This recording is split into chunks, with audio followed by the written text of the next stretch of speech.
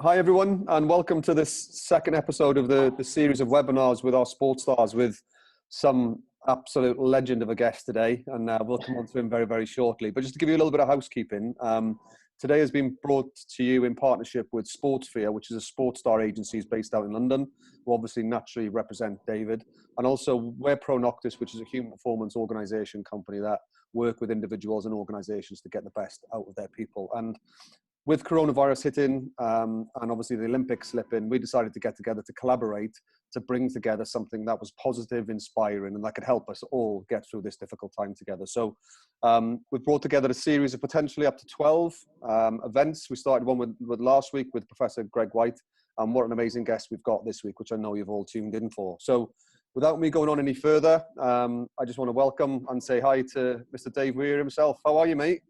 I'm good, thank you. You? Yeah, really good, mate. Really good. I think we're all sort of doing as best we possibly can, aren't we? That's it, mate. Yeah, it's tough times, but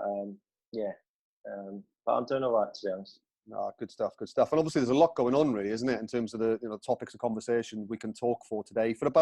We'll talk about 30 minutes, Dave, and then what we'll do is we'll open the floor to the guys to ask some questions. So those that are listening in at home, if you want to get involved, please get in the chat.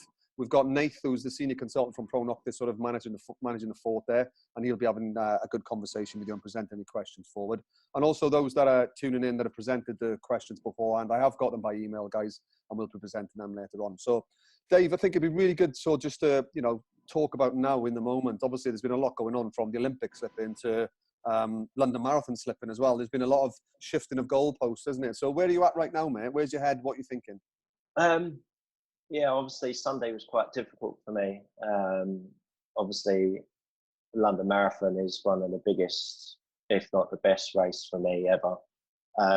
Sometimes it tops the Paralympics because it's where I started. It's where I did my first mini marathon. It's where I won my first big title.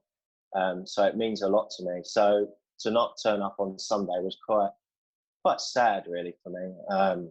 But you've got to look at the brighter picture and think of the situation that everyone's in, and thinking about, I couldn't just think about myself. I had to think about, all the people that died as well, with this nasty virus. So I couldn't really be selfish and think about myself. I just started to think about all the people that, would miss out doing the London Marathon, all the charities that will suffer because they're losing out on millions and millions of pounds for all types of charities. So that's why I decided to do, the 2.6 challenge, to raise money for my charity, which is the Weir Archer Academy. Because we're losing, obviously, money and funds to, provide kids and adults with training facilities, sporting equipment. So if I could just give my little piece on Sunday and not think about myself and think about the other people that I could help. Yeah, and I think a lot of the things you're talking about there is just having that bit of perspective, isn't it, in terms of, there's bigger stuff at the moment. And I know a lot of your colleagues across the sporting industry and a lot of the guys we work with, we're talking a lot at the minute about perspective, and so that list of priority of what's most important, isn't it?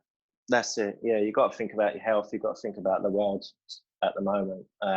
So that, on Sunday, it was a nice thing to do, and I felt proud of myself to do it, actually. It was quite tough, obviously. It was a different challenge, obviously, doing, a road pushing and doing the rollers. And because we've had such great weather, I haven't been on the rollers for a couple of months. So it was quite of a shock to get on the rollers, to do over, I think it was 11.5 miles. So it was a little shock to the system, but I really enjoyed it. We did it with Zoom, and I did it with the guys from my academy, so they joined in, and my cyclists joined in on their turbos indoors. We had people running round, and so it was just a nice little thing to do for the academy. And then obviously I did it on Instagram Live for everyone that follows me on Instagram. Yeah, I saw bits of that. It was brilliant, fantastic, and inspiring, to be honest with you, to the point where you kicked me up the backside and I got out my bike in the afternoon, so I had no excuses. I went out and did 26 miles just because of you. Again, inspiring people. It was fantastic.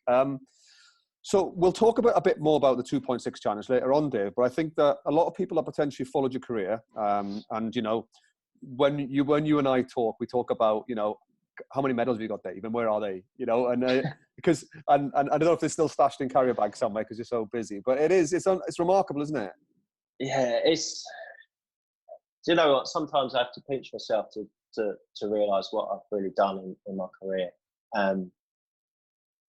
It's only till I don't do it often, but I just have a quick look on Wikipedia, or I go on my Power of 10 on British Athletics website and look at not just like the first or to the third places, but all the races that I've covered over a 30-year period. You know, not all of them are you know, put down on the record books, but it's a lot of racing.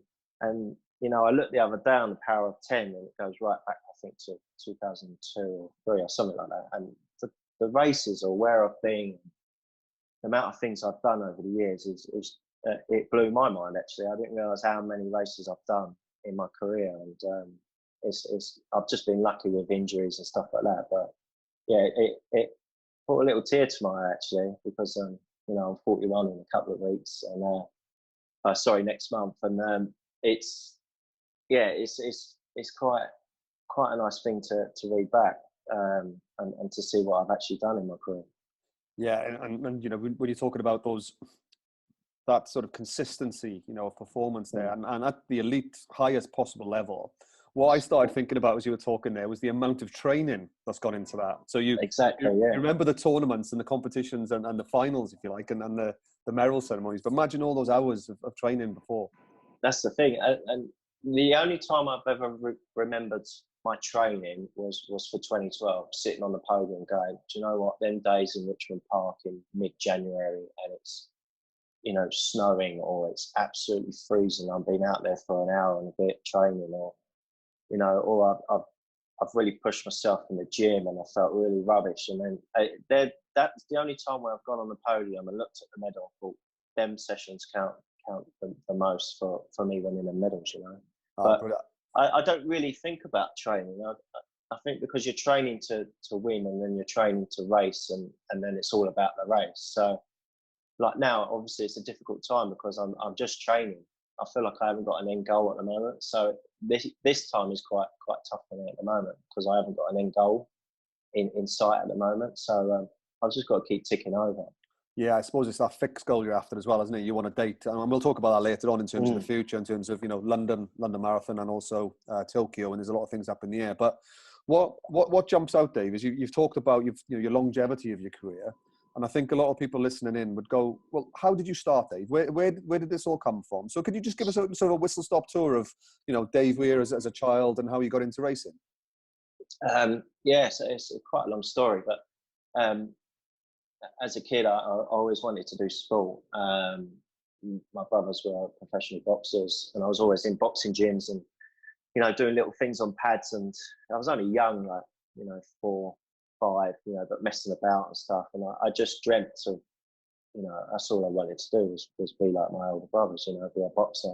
And I love football as well. And I just wanted to be a football player, but that's never going to happen either. So there were 2 sports that really were in you know, bred in me, to be honest, through my brothers. And I was pretty much the only one who really liked football in the family, but they were the sports. So I had to find a sport that fulfilled sort of my dreams. And then my friends were, you know, as I was getting a little bit older, like 6, 7, they were starting to play Little League and football. And they had stories to tell about, you know, I scored this amazing goal, or I did this, and I did this in training, or I went to, you know, I took on 4 players and scored a goal. And I never had stories like that, but I wanted stories like that. So I just had to find a school that I could go back to my estate and go, actually, I did this today. I did, you know, I was this fastest in the club, or I did, you know, I didn't have no stories, and I was so fond of sport, and I just loved listening to my mates and what they were doing. So I tried basketball for a while, absolutely loved it. It was probably the sport that I wanted to do. And then my parents had full-time jobs, so the nearest decent side was in North London, and I lived in South London. So, you know, to get over to North London is a nightmare in a weekday. My dad would get home about 6:30, my mum would be home at 5, and then she'd have to feed everyone else. And, you know, it was just impossible to get over. And then my school, I went to a disabled school in Kingston, and they had a flyer for the London mini marathon trials. And they said, "Would you like to try it?" I said, "I'll give it a go." And that was it. I went to the trials, qualified with seconds to spare, and did the London Youth Games. And then I said to my dad, I was about 11 or 12, so I'd been training. I met Jenny at the London Youth Games. She was working for Merton Council. That's Jenny Archer, Jenny right? Archer, my coach. And she said, "You've got a great talent. I'm training a group in Tooting," and it wasn't too far from me. So I just popped along and started training with them guys, and then got my local council to give me some funds for a racing chair. Got my first racing chair, and I started training with them guys. And then I was about 11 or 12, and I still was, you know, filtering with playing basketball. I really wanted to do a team sport, but I remember racing at Stoke Mandeville, and my dad took me to the National Junior Games, and there was a makeshift basketball team, and they put the team together, and we got to the final, done really well, but we didn't win. And it frustrated me really badly. And then in the afternoon, I was racing on the track, and I won all my races, and I got a totally different buzz. And I come off the track, and I said to Dad, "Right, this is what I want to do." I was about 11. I said, "I don't want to do nothing else. This is it. This is my sport." I soon realised that I wasn't very good in the team sport. I was good, but I couldn't cope with people not pulling their weight or not playing well, or I might have an off day, you know. And in racing, it was just me. I couldn't blame no one else but myself, and that's the way I've been ever since, you know. So there's a few bits jumping out there, Dave. I think there's your natural competitive nature. Is that a fair one? Was that what sparked at that time? And going back, I think you have to be like that as a disabled person living on a council estate. You have to fight for yourself. So I think it was just in me anyway from an early age. You know, my brothers taught me to look after myself, even though they probably knew I wouldn't be able to. But they, you know, don't take no stick from anyone. Don't, you know, just. I think it was just in me from day one, you know, and that's the way I was brought up on the council estate. And I think there's a little bit in there potentially, and it's a question around when you couldn't do the things you wanted to do. So you talked about football and you know, boxing and that. Was there an element of frustration there that was sort of built up, and then you could finally found some way of releasing it? Yeah, it was very. It was sad times actually, because I used to obviously always blame my disability because I couldn't do this sport. So it was quite sad when I was younger. I was quite depressed about it, my disability. It was one of the things that I couldn't cope with as a youngster. I didn't know who to blame, to be honest.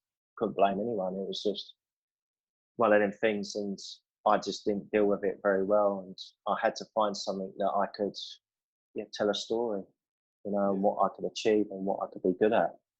And you've certainly done that, mate. That's for sure. That's for sure. So I think we're talking a little bit around, and I think the guys that are listening in is that acceptance of your current situation, and then having a solid foundation to move on. And sometimes when you can't accept it, and take a bigger picture right now, a lot of people are struggling to accept COVID, you know, and being locked down, and they're rebelling against the system a little bit. It's a little bit of natural human behaviour, isn't it? And when you started to accept it, then, and you found your sport.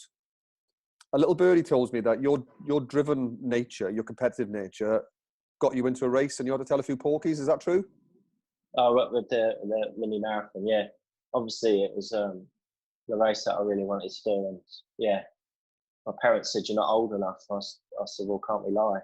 So we just lied. We lied for a good number of years, I think, until I was old enough. I think you had to be 10 or 11.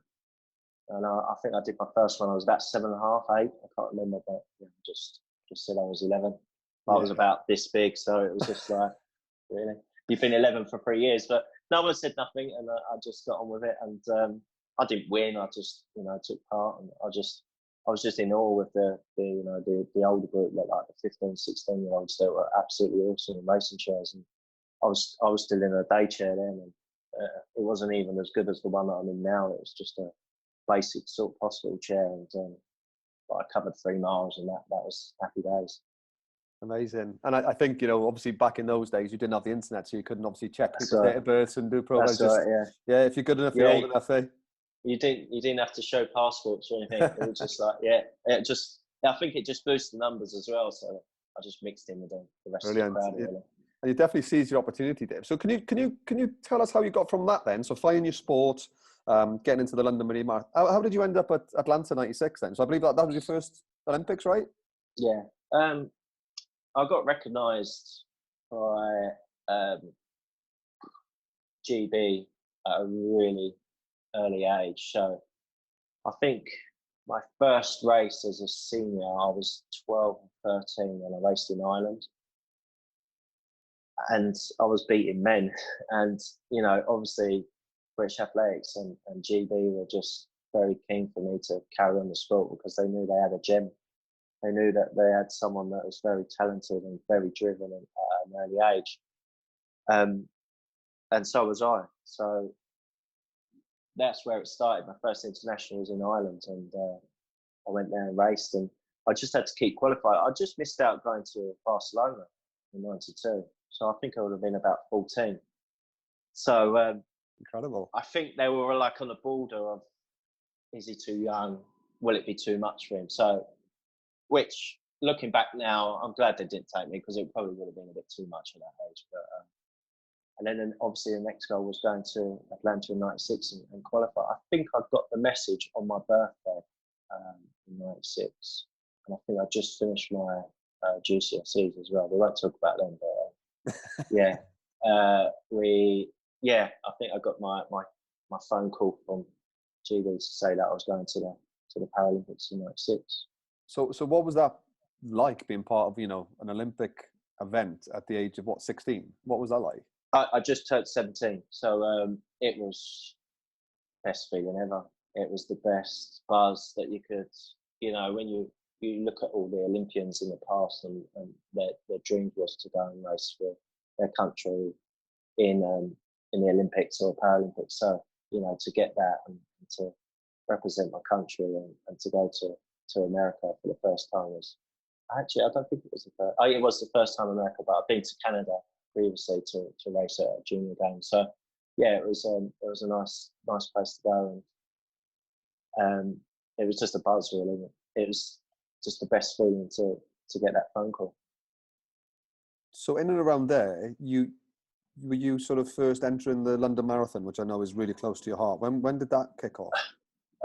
No, so I was still a junior, so I still raced in the junior mini marathon, so it was only like 3 miles max, and that was up until I was about 17, 18 maybe max. I didn't do my first London until full marathon until 2000. That was my first one. So you're about 19, 20 there, yeah? 20. I was, 19, 20, yeah. Is that important, do you think, in terms of maturity, in terms of physical maturity for the set distance, or is it? Yeah, I didn't feel good until 2012 to do a marathon. So, back then it was just fun, to be honest. But obviously I wanted to win, but it was just nice because I had a break after Atlanta. So just to get back and do some sort of sport and to get the buzz again was just nice. And to do my first London was special. Yeah, I bet. And we'll talk more about London Marathon later, but just that word London, I think, really sort of resonates in terms of London 2012. Your home patch, that must have been something exceptionally special. Yeah, it was crazy, exciting, mind-blowing, stressful. Because after Beijing, you're branded as getting 4 gold medals straight away, and it was probably tough to deal with, to be honest. And I don't know how I dealt with it, to be honest, because I don't think I'd be able to deal with it now. But I remember just saying to myself every day when I was training, treat it like the London Marathon. Everyone thinks you're going to win.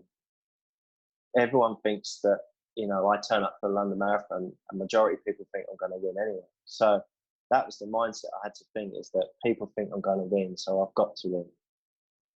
I know it's a lot of pressure on me, but, and then obviously a lot of people were putting 4 gold medals around my neck, but every interview I did, or if people mentioned it, I would just always say that, I'm lucky that I can do 4 events. If I just get 1 gold medal, I've done what I wanted to do. And that was the truth. That's all I said with Jenny.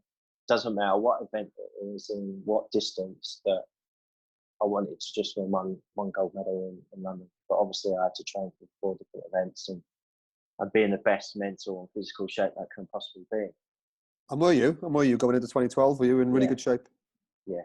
The best shape mentally and physically. I had a bit of a tough time. I had a bit of a shoulder injury in 2011, back in the 10 in 2011, which I had a great physio and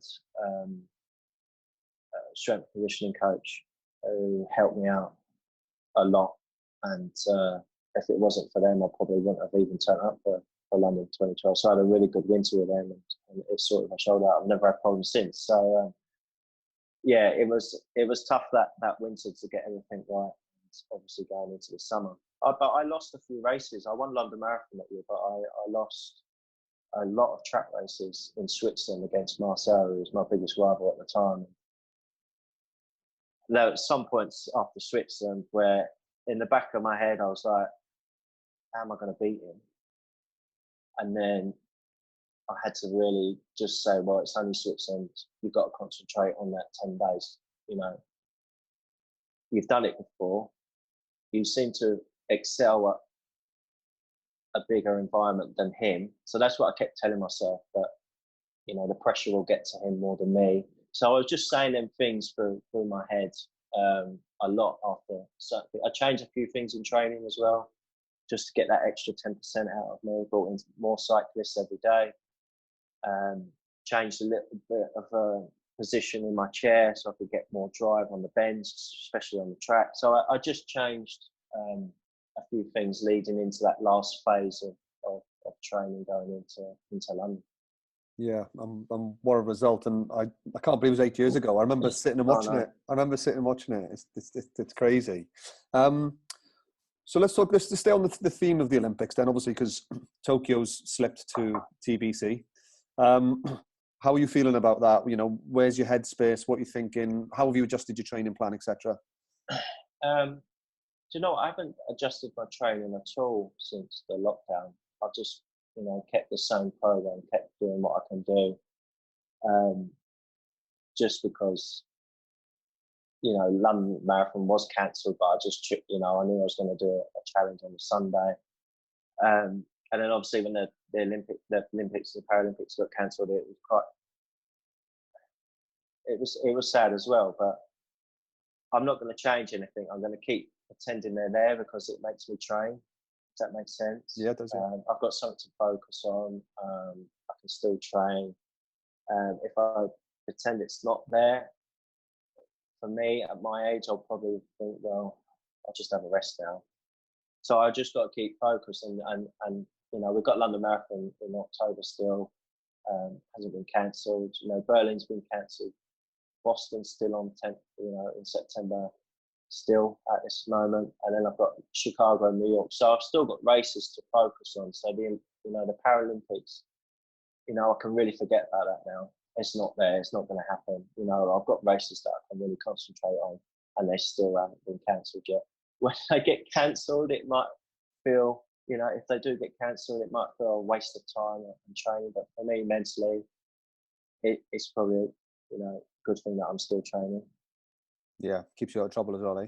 Plus, it keeps me out of trouble. And do you know what the scary thing is? I don't know when to retire either. So, with another Paralympics, another year. So it's keeping me in the sport for another year.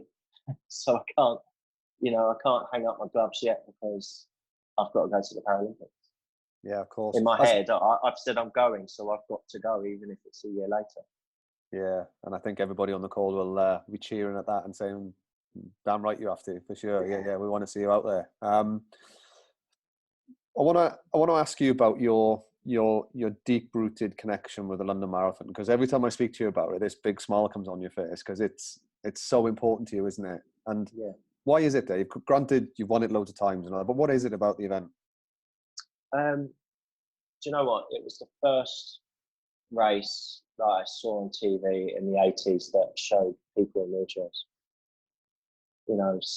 Obviously it wasn't much, but it was like at the start, maybe a little bit in the middle, and then the end. And you won't see no one in a wheelchair on TV for another year.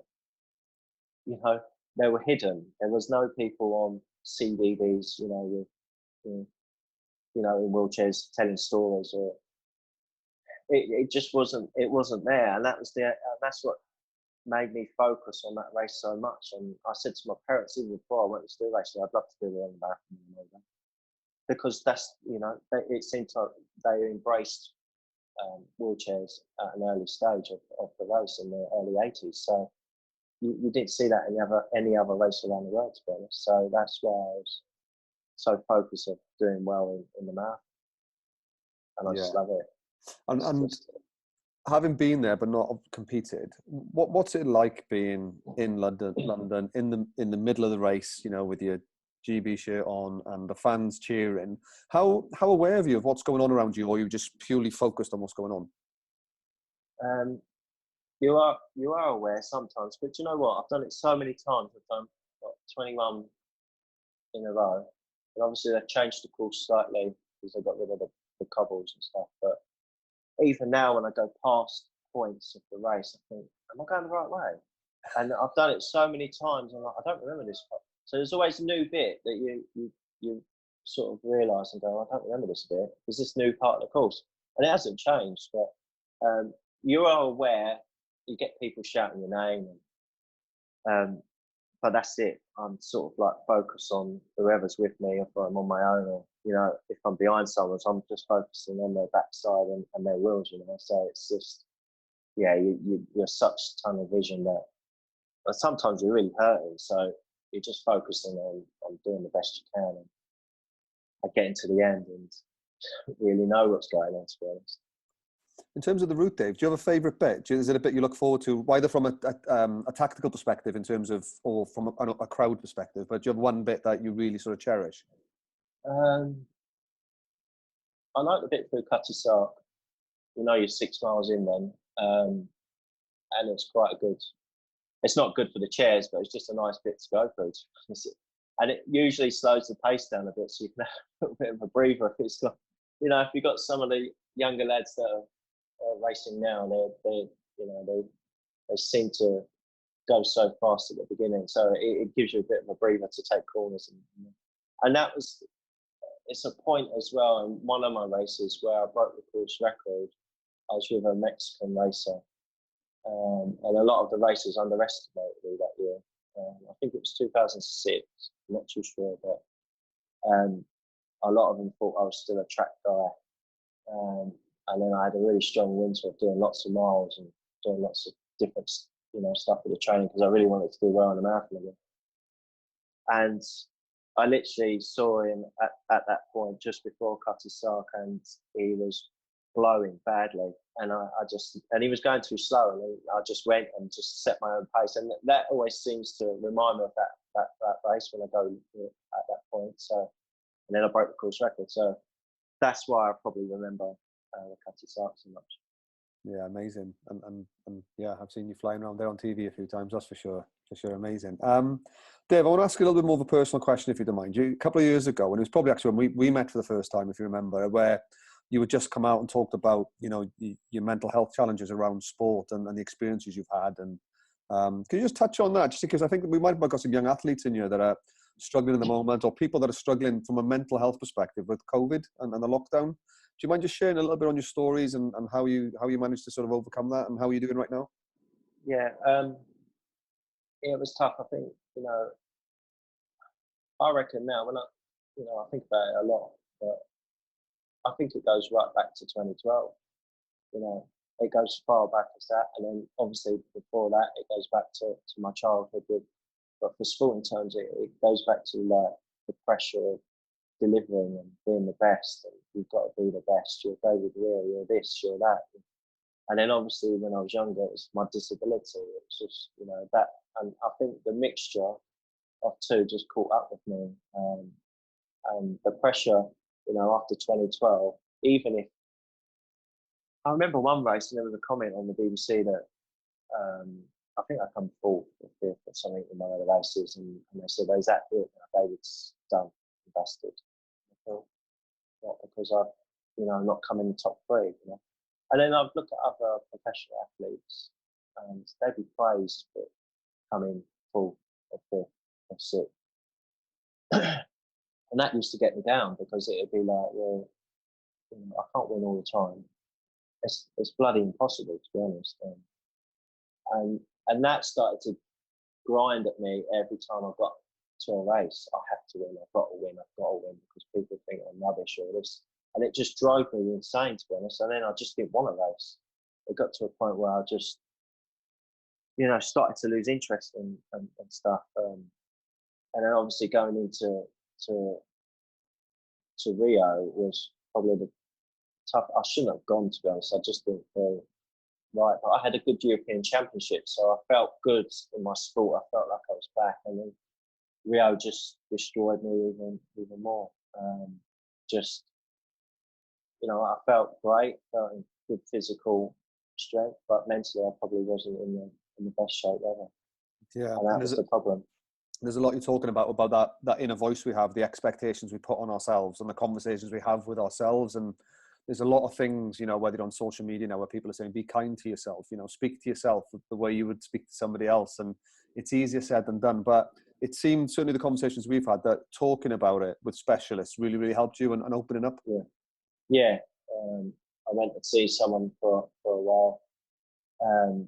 Obviously, my ex, my previous relationship broke down with my kid's mum, so that was quite tough as well at the same time after Rio.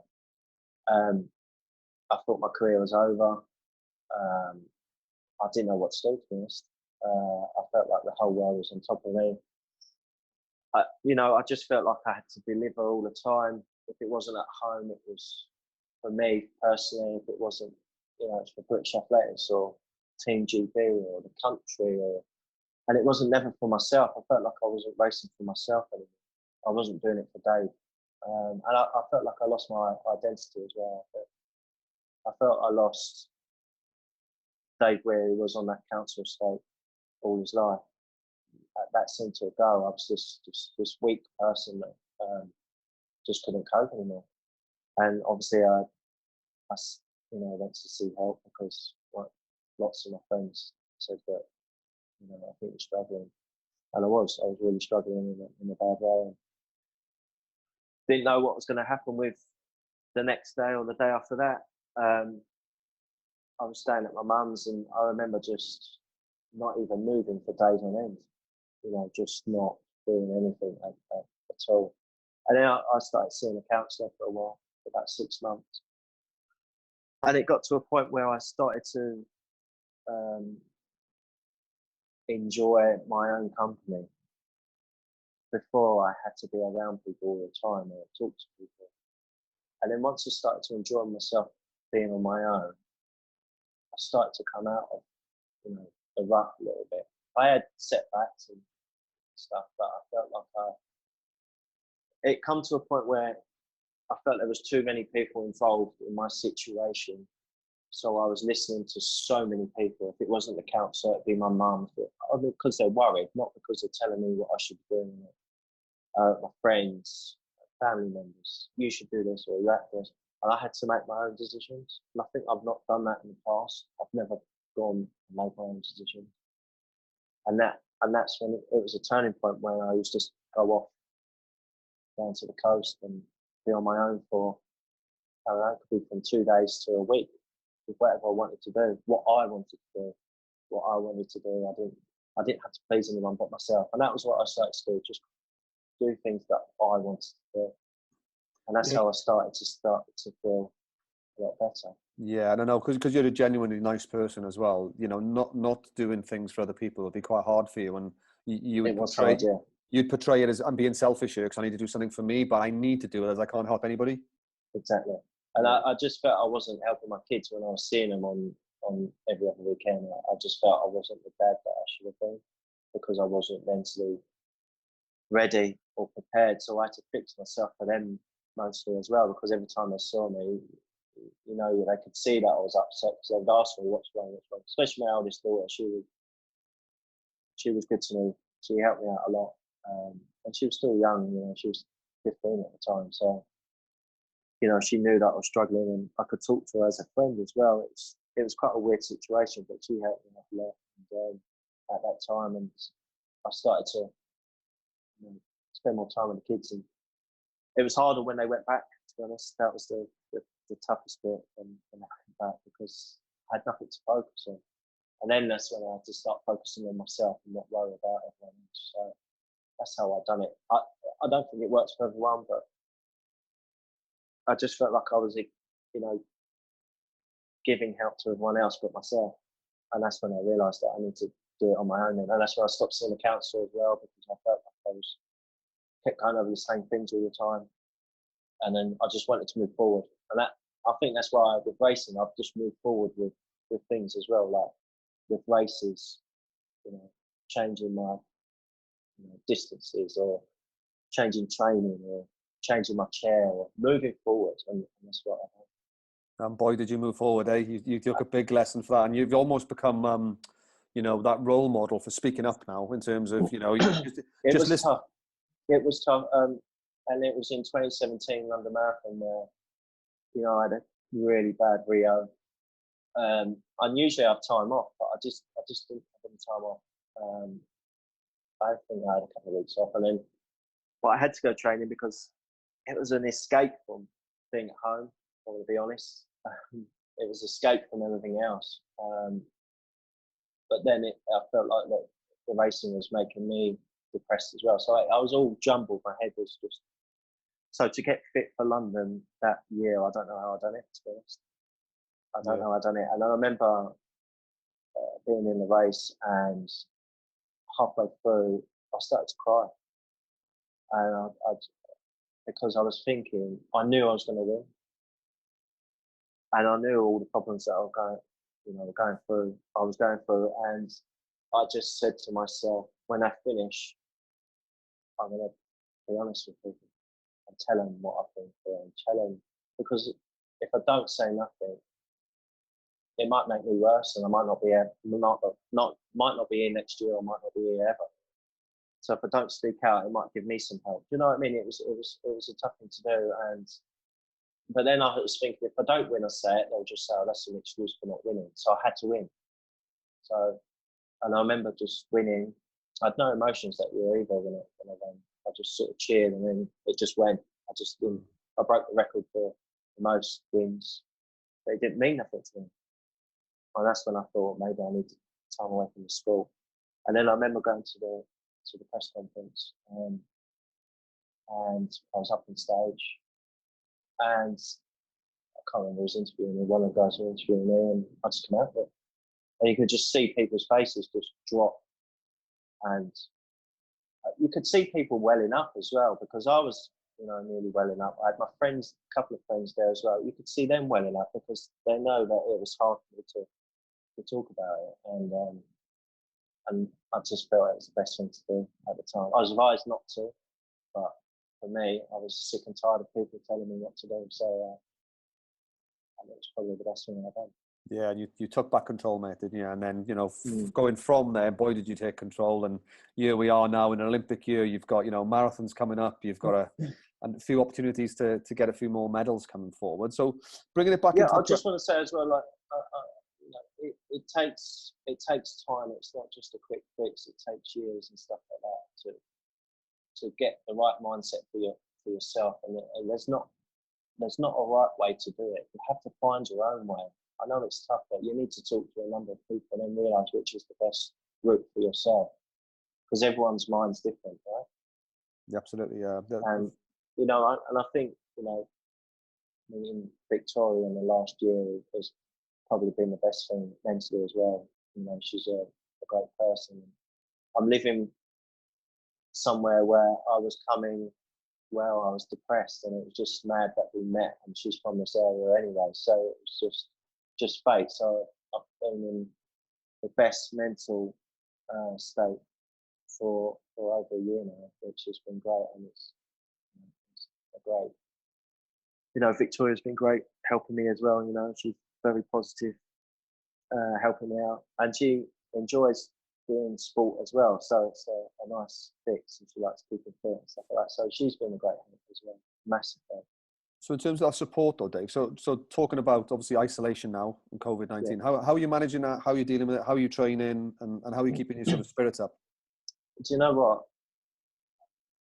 I've coped with it very well because I like being on my own. So I don't mind being locked up, if that makes sense. I know I've got Victoria here, and it probably might have been different if I was in a different situation, but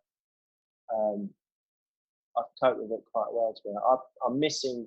You know what I'm missing the most is seeing the guys at the academy on the Monday and Wednesday. I was going up there, and I think I would struggle not seeing them. And plus, I've been lucky enough to see my kids still every other weekend, because that would drive me mad if I can gone up to pick them up at London and bring them back. So I've got them this weekend, so I'm looking forward to picking them up tomorrow. Actually, I'm picking them up tomorrow. So if I didn't have them people around me, and I think the technology as well. With what we did on Sunday, the guys got inspired, and they could join in my session from the academy. I know a lot of them have been struggling as well, but if it wasn't for, we've been lucky with sponsors over the last 6 months. Tarmac have come in, Invictus Rollers have come in, and Penta Consultancy are based in Warrington, our base. Get Kids Going. We didn't have these people helping the academy. These guys wouldn't have been able to train at home. So they've all got rollers, so they can do the sessions still. I know it's not the same as us being there, but we can do online sessions. They could do the roller session. So I'm just thankful that we got these sponsors that helped us out in the last 6 months, because them guys would have struggled more. Yeah, you talked a bit about those rollers there, and you mentioned it earlier. I mean, somebody does a little bit of social cycling.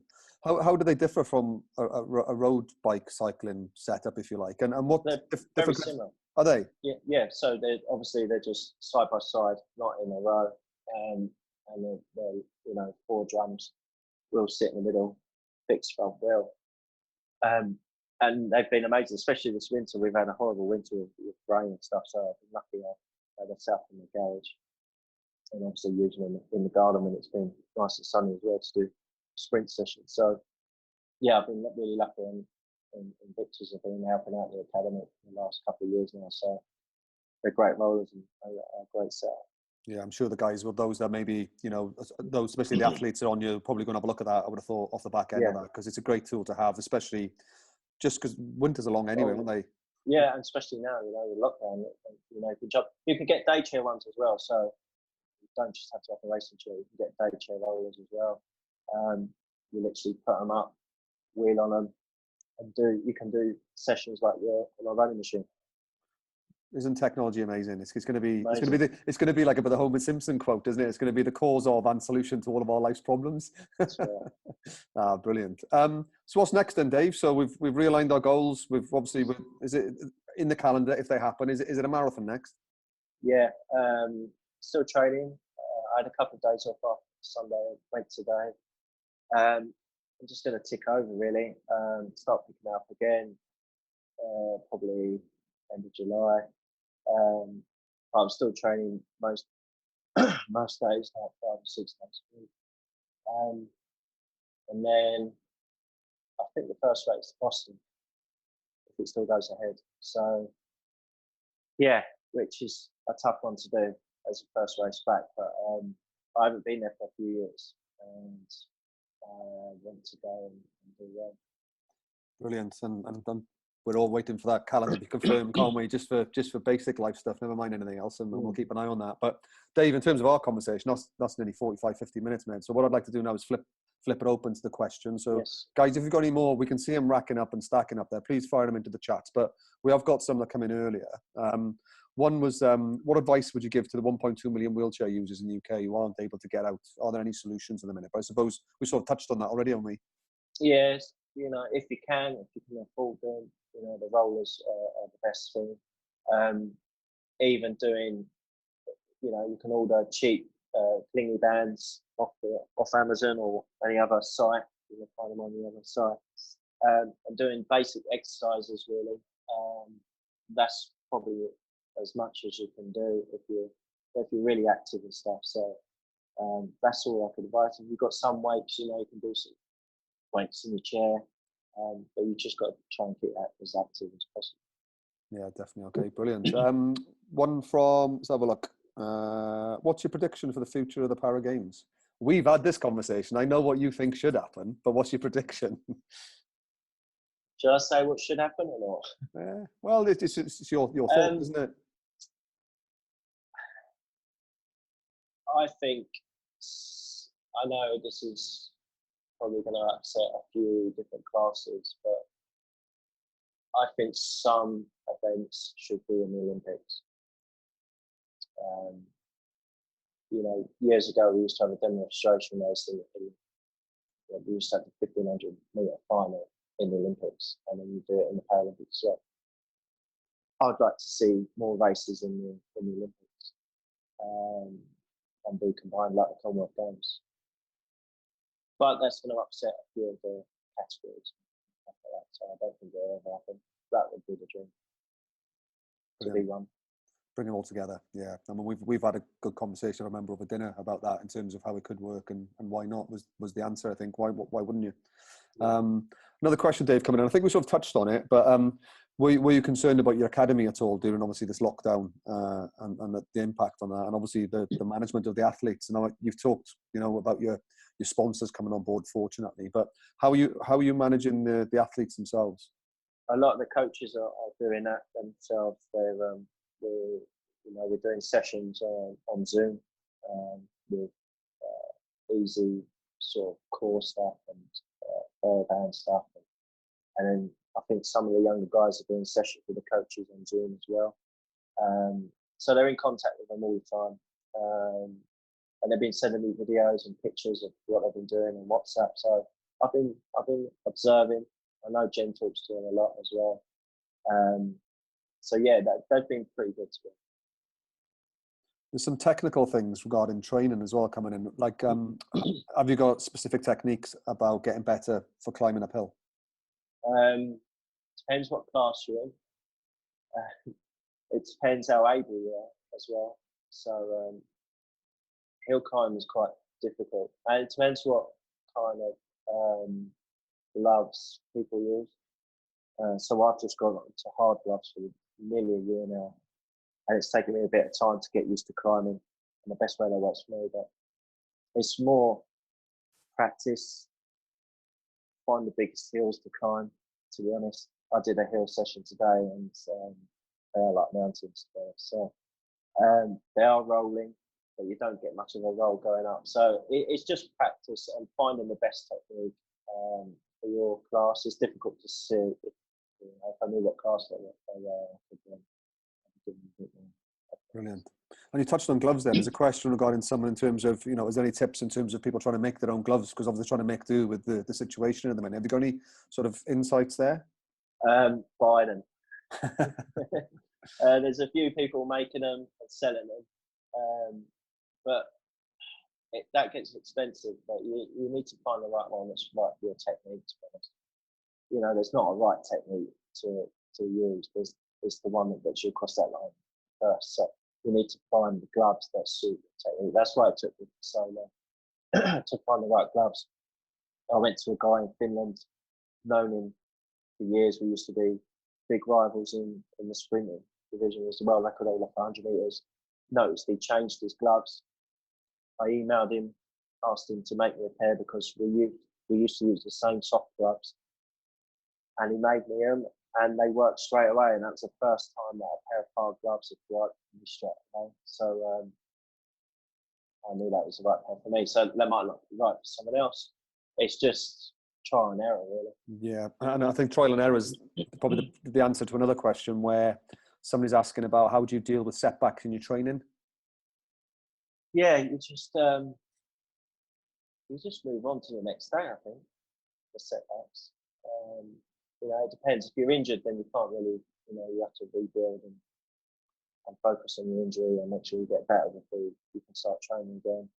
I haven't had too many setbacks in training. It's more in my personal life that I've had setbacks.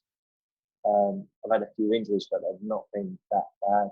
I've had glandular fever once, so there's a sort of setback. But you just have to be driven and make sure you can focus on the next space that you're going to get to. So, focus, make sure you're fit and healthy, and then focus on the next sort of place you're going to prepare for, and train hard to get to that yeah. place.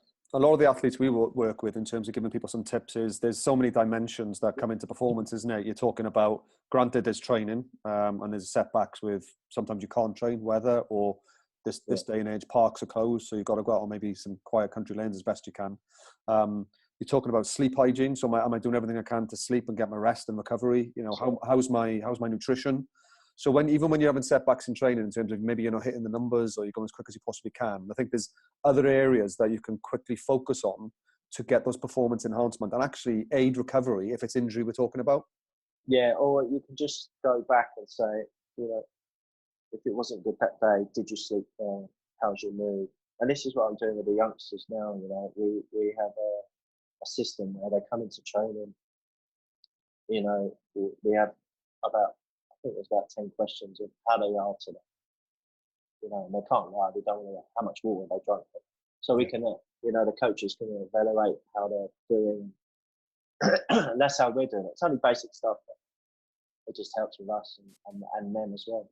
But I think those basic things there are probably not looked at the grassroots level. They see it as like an elite thing, but there's so many things you can control yourself at the very start, isn't it? In terms of all those elements we're talking about, hydration, nutrition, sleep, rest, preparation, having your kit prep, so it's stress less when you get to the event. And that's the thing I really fire out at the guys is make sure your chair is ready for battle. Really, you have to make sure your tyres are good, the nuts and bolts are good. Get your chair serviced for your bearings. All that I bang that out all the time about preparation for your chair is your tool. You need it to work as good as you. You can do all the training, but if that chair breaks down, you've wasted all that training because you haven't looked after your chair. So I'm always banging on about that as well. Yeah, and you feel like a parent sometimes shouting at your kids, don't you? But prepare the day before, get all your kit set out. Just when you get up that morning, just go. London Marathon, I'll go up 2-3 weeks before to draft wheelchairs. They take it completely, they strip it down, put everything new in, bearings and oil and stuff like that, and just service it fully for them. So yeah, that's the biggest thing for me. Because the chair is you, it's got to be you. So if you're ready, that chair needs to be ready as well. It's like you turning up the London Marathon with a pair of Polo, trainers with big holes in. It's not going to happen, is it? No, it's not going to help us for sure. It's not going to help. So in terms of the athletes at your academy, Dave, we've talked about, the conversations you have with them in terms of developing them, probably from a psychological perspective and a preparation perspective, starting to get them in the mindset there. How else are you helping to develop them to create their own stories and then their own sort of legacy, if you like? Just to be themselves, just to enjoy it as well. I don't want them to get too serious too quickly because it really gets stressful. I want them to enjoy the racing, to enjoy the training. I want them to just embrace it as much as I did as a youngster. And that's what I keep saying to him. Just love it. Just, don't let it become a chore. Just, if you love it, you're going to keep doing it. Yeah, and then talk about love. I mean, the first time we met was at Richmond Park, the little cafe in the corner there, and there's probably people in and around the city. Where else do you train? Obviously, you're further south at the minute, but where else would you train outside Richmond Park in London? How would you get your miles in? It'd be tough. You'd have to find somewhere quite quiet. Obviously, the Royal Pubs are probably the best place to train for us. I'm lucky because down there I've got a few country roads that have a lot of cyclists in today. They're used to people going on 2 wheels or even 3 wheels now. So it's just trying to do a recce and finding the safe for you to go and train and get that miles. Yeah, definitely. And the last little question, Dave, I think is around what have you learned in terms of your experience? And let's specifically look at the training aspect. I think there was an element you touched on earlier that you maybe might have been prone to overtrain and training when maybe you shouldn't have trained. How much effort you put in now in terms of hours per week and that, in terms of for the guys to have some more benchmark? It's not as grueling as it used to be. I think we're doing about 5 or 6 days a week. And it's mostly miles at the moment. I learn hills and stuff like that. But I would be in the gym as well. So I'm doing a lot more hill training now because I'm missing out on the gym. The hills make you stronger. So I've been adding a lot more hill sessions in. So it hasn't really changed. The intensity, I used to be able to keep up all year round, but I can't do that anymore. So I have, obviously I would have built up for London and the intensity would have got higher and higher and higher until the big day. But now, I used to be able to carry that right through, but I can't. I have to have weeks where it's just a bit going through the motions, make sure I'm healthy, listen to my mind, listen to my body more. If I feel a bit tired or drained, just have a day off. And that's the way I've been now in the last few weeks. Not to put myself in a hole, really. And, it's a bigger hole to dig out, isn't it? So, and just look after myself more. Yeah, learn to listen to your body as well, and that comes with a little bit of experience. And also don't be so hard on yourself when you make mistakes. You're trying something for a reason, aren't you? And if it doesn't quite work out, then go back and try something else. Dave, that's an hour. Personally, mate, I could sit and chat to you for hours. I mean, I find it absolutely fascinating. And on behalf of everyone tuning in, congratulations on your career so far. They will be watching over the next coming years to see how you get on. We're just going to bring it to a close, guys. I know that Nathan in the chat box there has put some contact details. So if you wanted to get in touch with Dave, his guys and his contacts there, the Sportsphere's addresses are there. And us guys at Noctis, also Nate's dropped that in there. But Dave, from behalf of everybody, thanks so much for being your typical self, open, honest as you are. And I'm sure the guys have took a lot of things away from there. So guys, I'm sure you can give a virtual round of applause to Dave and wish him all the best for the future. But Dave, thanks again, mate. It was much appreciated. Thank you.